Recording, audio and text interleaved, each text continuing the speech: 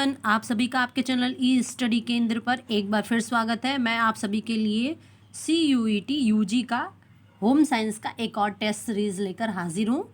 ये test series आपका दूसरा है। ध्यान दीजिए, इससे पहले भी मैंने एक और वीडियो अपलोड किया है। हमारे चैनल पर CUET होम साइंस का कुछ मॉडल पेपर और टेस्ट सीरीज़ भी हैं, जिसे आप देखकर समझ सकते हैं कि आपके एग्ज़ाम में पेपर कैसे आते हैं। और कुछ प्रीवियस ईयर के पेपर भी अपलोड हैं, तो आप उनको भी देख सकते हैं। तो इससे आपकी प्रैक्टिस अच्छी हो जाएगी और आपको समझ में आएगा कि एग्ज़ाम में किस तरह के प्रश्न आते हैं, और उसी आधार पे आप अपनी तैयारी करते रहिए। आइए तो आज के टेस्ट सीरीज़ के प्रश्नों को देखते हैं। हमारा सबसे पहला प्रश्न है, FPO मार्क उपलब्ध रहते हैं केचप पर, चाय पत्ती पर, शहद पे या नमक पर। तो ध्यान दीजिए, जो FPO मार्क है ये आपका ऑप्शन नंबर ए सही हो जाएगा। केचप पर उपस्थित रहता है। ध्यान दीजिए, ये जो FPO मार्क है ये 2006 से क्या है कि ये खाद्य सुरक्षा और मानक अधिनियम का पालन करते हुए भारत में जितने भी प्रसंस्कृत फल और सब्जियों से बने उत्पाद बेचे जाते हैं, जो पैकेट में सील होते हैं, जैसे कि जैम हो गया, अचार हो गया, अनिवार्य रूप से इस जो मार्क है इसका यूज़ किया जाता है। आप कोई भी चीज़ देखेंगे जो जैसे जैम है, इस पे देखेंगे तो आप FPO मार्क इस पे चिन्ह होता है और अनिवार्य रूप से इसका प्रयोग किया जाता है। आइए अगला प्रश्न देखते हैं। प्रश्न है कि उपभोक्ता अपनी शिकायत दर्ज कर सकते हैं निर्माता के पास, विक्रेता के पास, उपभोक्ता निवारण संगठन के पास, या इनमें से कोई नहीं। तो ध्यान दीजिएगा कि एक उपभोक्ता को जो अपनी शिकायत है वो कहाँ दर्ज करवानी होती है, तो ऑप्शन सी हमारा सही हो जाएगा। जो उपभोक्ता निवारण संगठन है, जो उपभोक्ताओं की समस्या का समाधान करने के लिए बनाया गया है, वहाँ पे आपको अपनी शिकायत दर्ज करानी होती है। नेक्स्ट प्रश्न देखते हैं।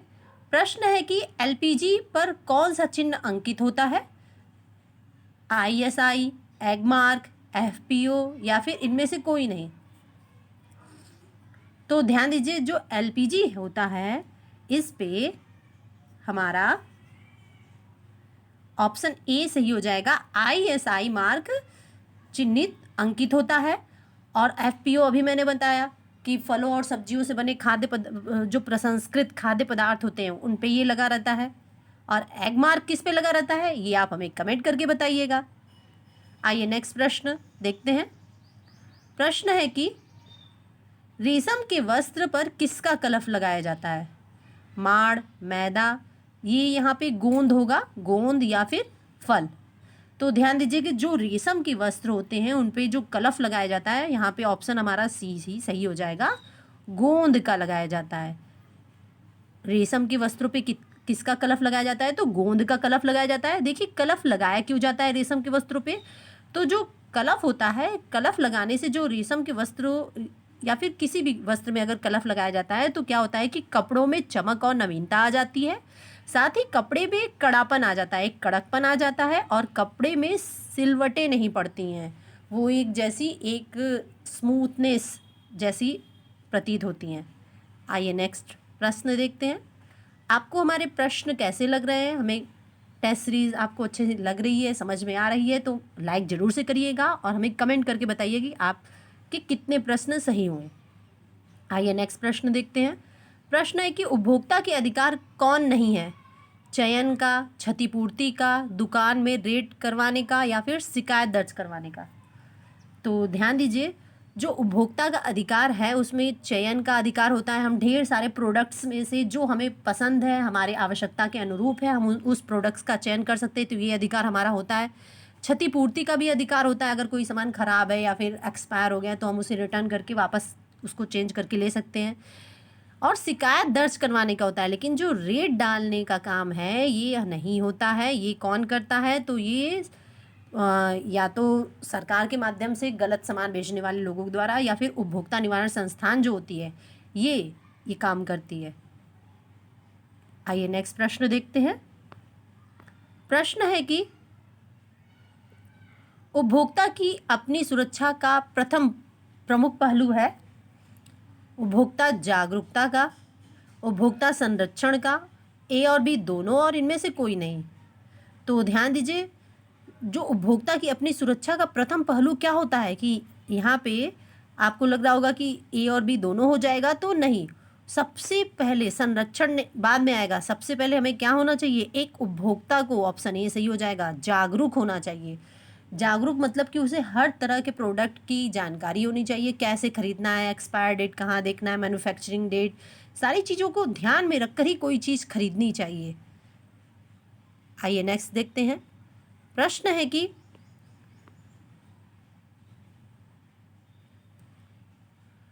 भारत सरकार ने उपभोक्ता संरक्षण अधिनियम कब पारित किया? 15 मार्च 1962, 17 सितंबर 1978, 24 दिसंबर 1986 या फिर 15 अप्रैल 1987। तो ध्यान दीजिए, जो भारत सरकार ने उपभोक्ताओं के संरक्षण के लिए उपभोक्ता संरक्षण अधिनियम जो है 24 दिसंबर 1986 को पारित किया। ये बहुत महत्वपूर्ण प्रश्न है और अक्सर परीक्षा में आ ही जाता है, तो इसे याद कर लीजिएगा और भूलिएगा मत। आइए नेक्स्ट प्रश्न देखते हैं। प्रश्न है कि रेयान के तंतुओं में अधिकांश भाग होता है प्रोटीन का, सेलुलोज का, व्यर्थ पदार्थ का, हाथ का या फिर रासायनिक तत्वों का। तो जो रेयान के तंतुओं में अधिकांश भाग किसका होता है, तो याद रखिएगा ऑप्शन बी हमारा सही हो जाएगा, जो सेलुलोज होता है इसका भाग होता है रेयान के तंतुओं में अधिकांश। नेक्स्ट प्रश्न देखते हैं। प्रश्न है कि निम्नलिखित में से कौन सा मिश्रित वस्त्र है? कॉटस वूल, टेरी सिल्क, टेरी कॉट या फिर इनमें से सभी। तो देखिए यहाँ पे जो मिश्रित वस्त्र का मतलब कि दो या दो से अधिक फाइबर्स से मिलके बनाए गए जो फाइबर्स हैं जिनसे वस्त्र बने हैं। तो ध्यान दीजिए, कॉट्स और वूल यानी कॉटन और वूल से मिलकर बना है, तो ये भी एक मिश्रित वस्त्र है। टेरी और सिल्क, ये टेरी और सिल्क से मिलकर बना है, टेरिकॉट और सिल्क। फिर ये टेरी और कॉटन यानी टेरिकॉट और कॉटन से मिलकर बना है, तो ये भी मिश्रित वस्त्र है और ये भी मिश्रित वस्त्र है। तो यहाँ पे ऑप्शन डी आपका सही हो जाएगा। इनमें से सभी जो हैं ये क्या है, मिश्रित वस्त्र है। नेक्स्ट प्रश्न देखते हैं। प्रश्न है कि सूती वस्त्र पर किसका प्रभाव नहीं पड़ता है? रगड़ का, गोंद का, अरारोट का, इनमें से सभी। तो ध्यान दीजिए, सूती वस्त्र पे अरारोट का प्रभाव पड़ता है, गोंद का भी प्रभाव पड़ता है, लेकिन ऑप्शन ए जो हमारा है ये सही हो जाएगा, रगड़ का प्रभाव नहीं पड़ता है। नेक्स्ट प्रश्न देखते हैं। प्रश्न है कि आवश्यकता से अधिक भोजन ग्रहण करना कहलाता है अल्प पोषण, सुपोषण, अति पोषण या अति पोषण होगा? तो ध्यान दीजिए, यहाँ पे अति पोषण यहाँ 2 बार हो चुका है ऑप्शन। तो यहाँ पे आपका यहाँ पे होना चाहिए इनमें से कोई नहीं। तो ध्यान दीजिए, आवश्यकता से अधिक भोजन हम जब ग्रहण करेंगे तो वो क्या हो जाएगा, ऑप्शन सी हमारा सही हो जाएगा, अति पोषण हो। इसे हम क्या कहेंगे, अति पोषण कहलाएगा, क्योंकि हम बहुत ज़्यादा, हमारी जो आवश्यकता है वो एक निश्चित है और हम इस निश्चित आवश्यकता से और अधिक भोजन ग्रहण करेंगे तो ये क्या हो जाएगा, हमें इतनी की ही ज़रूरत थी और हमने इतना भोजन कर लिया, तो ये क्या होगा, अधिक, यानी अति पोषण हो जाना। नेक्स्ट प्रश्न देखते हैं।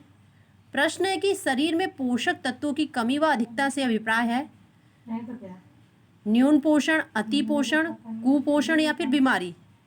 तो ध्यान दीजिएगा कि अगर हमारा जो एक शरीर है इसमें इतने पोषक तत्वों की ज़रूरत है और अगर हम इससे कम पोषक तत्व लेते हैं तो इससे क्या प्रभाव होगा, और अधिक लेंगे तो इससे क्या प्रभाव होगा। तो देखिए, इन दोनों ही स्थिति को हम कुपोषण की स्थिति मानते हैं। ध्यान रखिएगा, अधिक भी होगा तो भी और कम होगा तो भी, जितनी आवश्यकता है उससे अधिक और कम दोनों ही से अभिप्राय क्या होता है, कुपोषण से कुपोषण होता है। दोनों ही स्थिति को हम कुपोषण कहेंगे। यानी बहुत ज़्यादा पतले दुबले, भोजन ठीक से ग्रहण नहीं कर रहे हैं, पोषक तत्वों की कमी है, तो वो भी कुपोषण है। और बहुत ज़्यादा मोटे हट्टे कट्टे हैं, आपकी शरीर जैसी होनी चाहिए वैसे नहीं है, तो भी कुपोषण है। नेक्स्ट प्रश्न देखते हैं।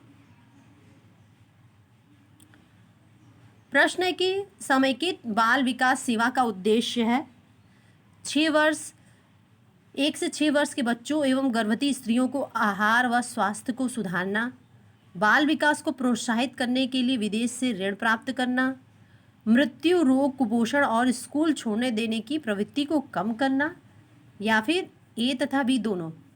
तो ध्यान दीजिएगा, यहाँ पे समेकित बाल विकास सेवा का उद्देश्य क्या होता है। तो 1 से 6 वर्ष के बच्चों एवं गर्भवती स्त्रियों को आहार व स्वास्थ्य की सुविधा देना, ये भी सही है। और साथ ही साथ बाल विकास को प्रोत्साहित करने के लिए विदेश से ऋण प्राप्त करना, ये भी सही होगा। तो यहाँ पे हमारा ऑप्शन नंबर डी सही हो जाएगा कि ए तथा बी दोनों। आइए नेक्स्ट प्रश्न देखते हैं। प्रश्न है कि ग्रामीण विकास कार्यक्रम जनता के लिए चलाया गया कार्यक्रम है, इसे चलाया है जनता ने, सरकार ने, गरीबों ने या फिर समुदाय ने। तो ध्यान दीजिए, जो ग्रामीण विकास कार्यक्रम है इसे सरकार ने चलाया है। ऑप्शन बी हमारा सही हो जाएगा। किसके लिए? तो ग्रामीणों के विकास के लिए, ग्रामीण क्षेत्रों के। नेक्स्ट प्रश्न है हमारा, ग्राम सेविका का दूसरा नाम है DWCRA, या फिर ग्राम महिला शिशु विकास कार्यक्रम, या फिर ए व बी दोनों, या फिर उपरोक्त में से कोई नहीं।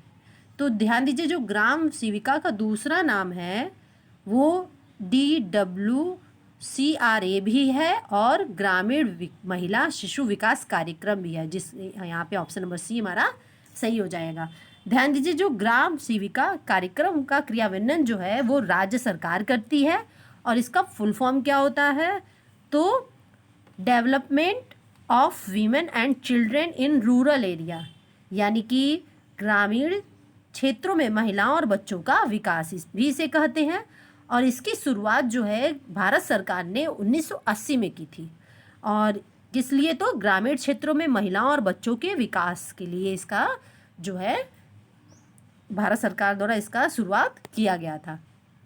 याद कर लीजिए इसको, और जो मैंने अभी बताया इसको नोट्स भी बना लीजिएगा, बहुत इंपॉर्टेंट प्रश्न है। आइए नेक्स्ट प्रश्न देखते हैं।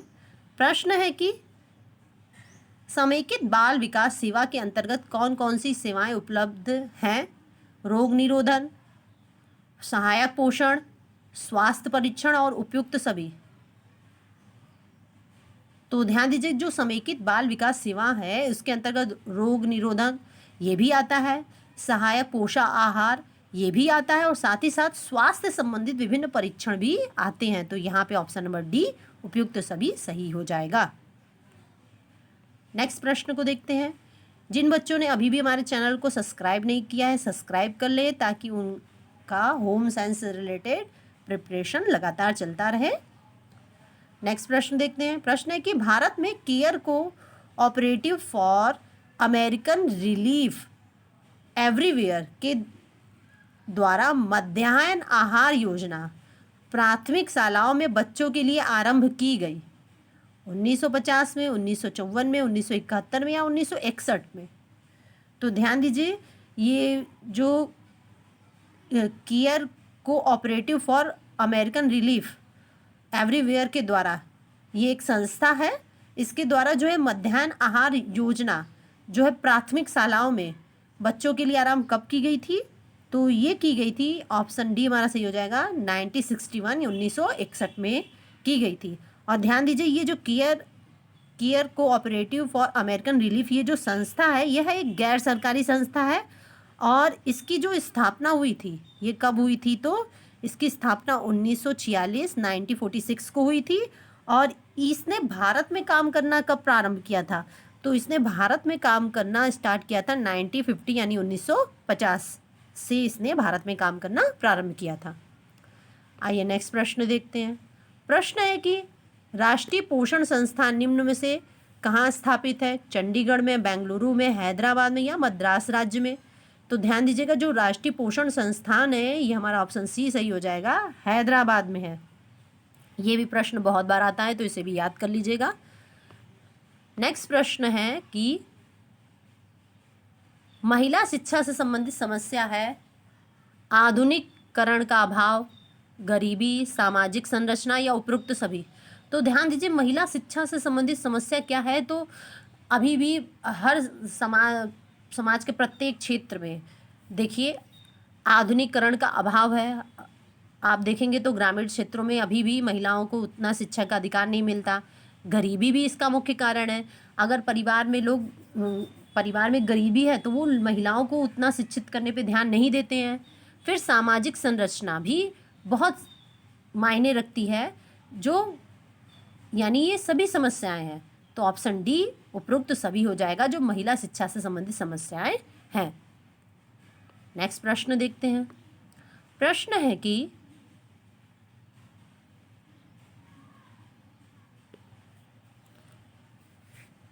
प्रसार कार्यक्रम स्थिति, उद्देश्य, समस्याओं तथा समाधान का वर्णन है। यह कथन किसका है? लॉरेंस का, धामा का, रणजीत सिंह का या फिर कैलसी तथा हेर्ने का?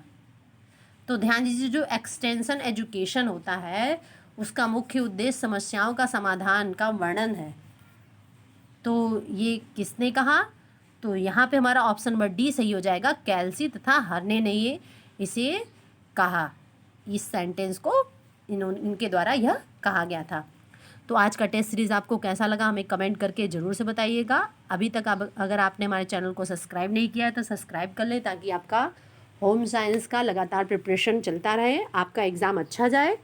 और अपने फ्रेंडों में भी इस वीडियो को ज़रूर से शेयर करिएगा और वीडियो को लाइक ज़रूर से करिएगा। Thank you everyone.